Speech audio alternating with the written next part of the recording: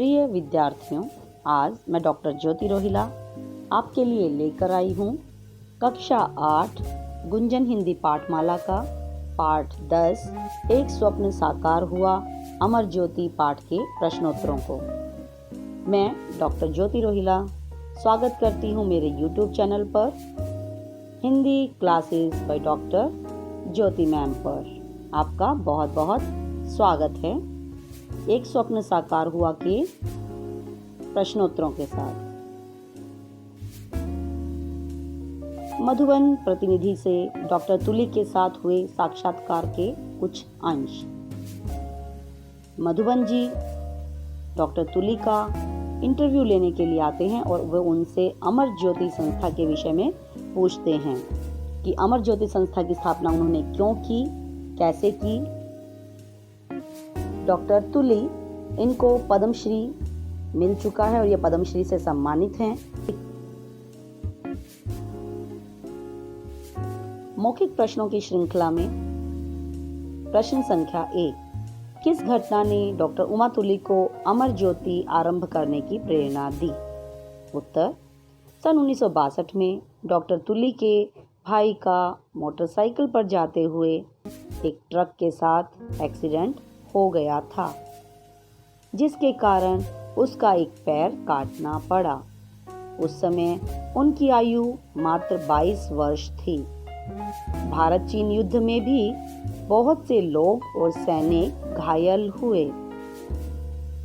विकलांगों के प्रति लोगों के अजीब दृष्टिकोण और व्यवहार को देखकर डॉक्टर तुली के मन में एक ऐसी संस्था आरंभ करने की प्रेरणा जगी, जिसका नाम उन्होंने अमर ज्योति रखा। मौखिक प्रश्न संख्या 2, अमर ज्योति के कार्यकर्ता क्या काम करते हैं? उत्तर, अमर ज्योति के कार्यकर्ता समाज के निचले वर्ग के लोगों से संपर्क करते हैं, उन्हें अपनी संस्था के बारे में बताते हैं और लोगों को प्रेरित करते हैं कि वे अपने बच्चों को शिक्षा प्राप्त करने के लिए इस संस्था में भेजें, ताकि यहाँ एक ही साथ अक्षम और सक्षम बच्चे शिक्षा प्राप्त करके लाभ प्राप्त कर सकें। अक्षम यानी विकलांग और सक्षम यानी शरीर से परिपूर्ण गरीब वर्ग के लोग जो अन्य जगह पर जाकर शिक्षा प्राप्त नहीं कर पाते, परंतु इस संस्था में उनको रोजगार और शिक्षा आरामी से प्राप्त हो जाती है। प्रश्न संख्या 3, इस संस्था में छात्रों को आत्मनिर्भर होने के लिए कौन कौन से कार्य सिखाए जाते हैं? उत्तर, इस संस्था में छात्रों को computer training, e learning, spoken English, fashion designing, गहने बनाना, बेकरी, बिजली का काम, जूट बैग बनाना आदि काम सिखाए जाते हैं, ताकि वो आत्मनिर्भर बन सकें। प्रश्न संख्या 4, समाज का इन बच्चों के प्रति क्या कर्तव्य है? उत्तर, जब ये बच्चे समाज की मुख्य धारा से जुड़े तो इनको अपनाना समाज अपना कर्तव्य समझे। शारीरिक और बौद्धिक अक्षमता वाले इन बच्चों पर दया ना करके इन्हें इनका हक दिया जाए। सभी सार्वजनिक स्थानों पर तथा बसों आदि में इनके लिए विशेष सुविधाएं दी जानी चाहिए, जिससे ये अपना कार्य अपने आप कर सकें। किसी काम के लिए ये दूसरे पर निर्भर न रहें। समाज का इन बच्चों के प्रति यही कर्तव्य है। लिखित प्रश्न संख्या 1, अमर ज्योति आरंभ करने से पहले उमा जी ने क्या जानकारी जुटाई?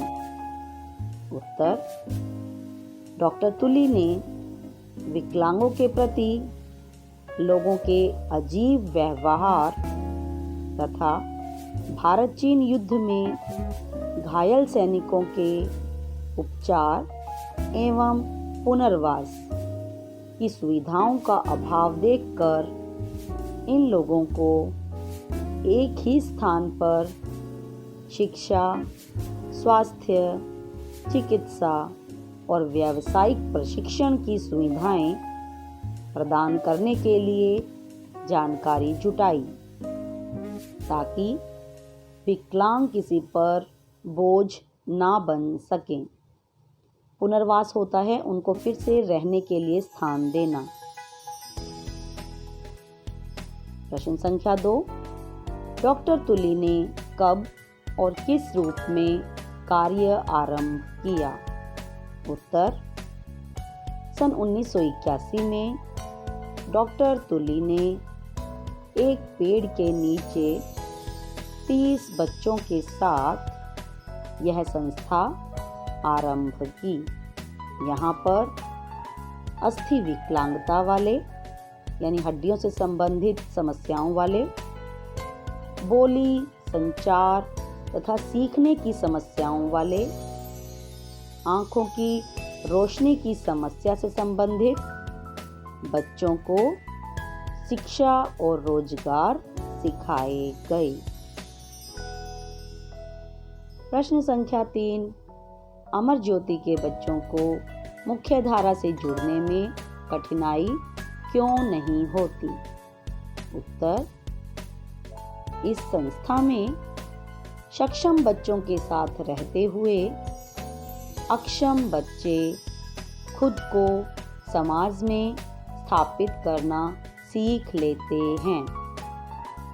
वे बच्चे अपना मनपसंद रोजगार चुनकर इतने आत्मनिर्भर बन जाते हैं कि उन्हें समाज में जाने पर कोई हिचकिचाहट नहीं रहती। वे किसी पर बोझ नहीं बनते, जिससे अमर ज्योति के बच्चों को मुख्य धारा से जुड़ने में कोई कठिनाई नहीं होती।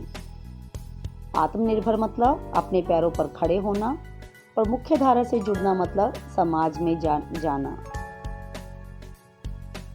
प्रश्न संख्या 4, शिक्षकों को इस तरह के बच्चों को पढ़ाने में कोई कठिनाई नहीं होती?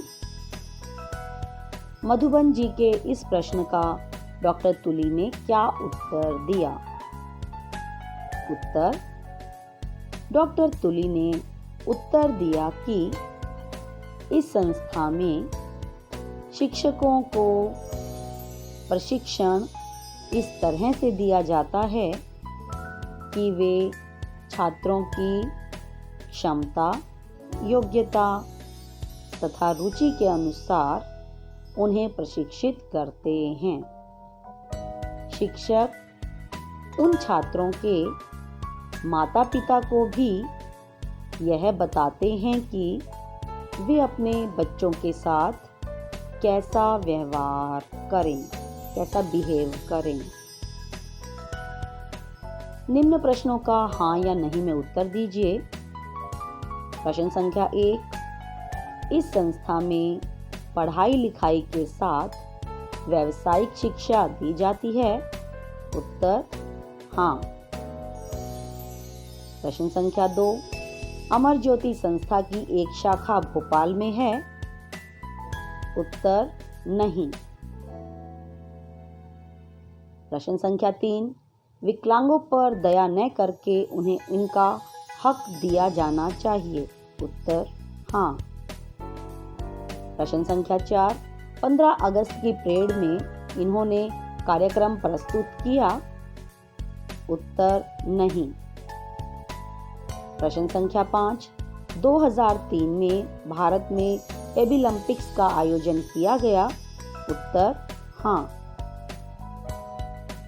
सही विकल्प चुनकर ठीक का निशान लगाइए। प्रश्न संख्या 1, घायल हुए भाई का इलाज करते समय डॉक्टर तुली के मन में क्या विचार उठा? उत्तर, विकलांगों के लिए कुछ किया जाना चाहिए। प्रश्न संख्या 2, सामान्य बच्चों के साथ पढ़ने से विशेष बच्चों को क्या लाभ होता है?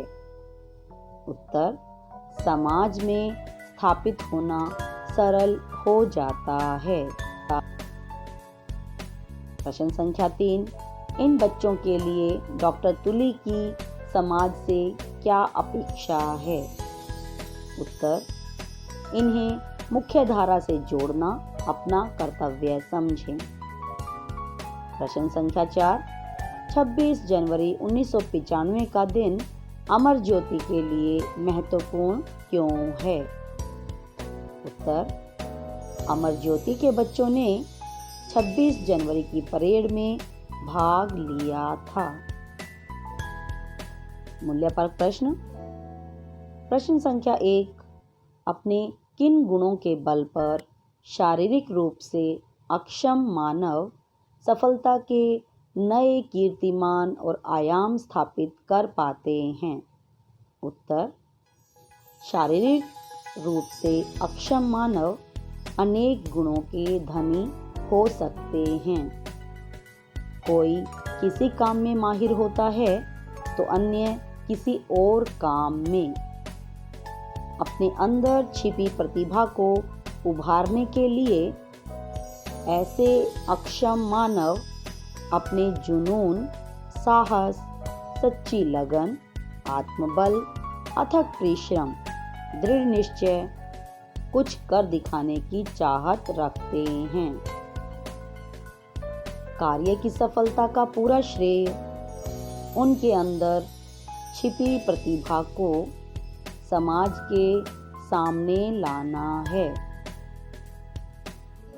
ये शारीरिक रूप से अक्षम अवश्य हैं, परंतु इन्हें किसी की रहम या दया की आवश्यकता नहीं है।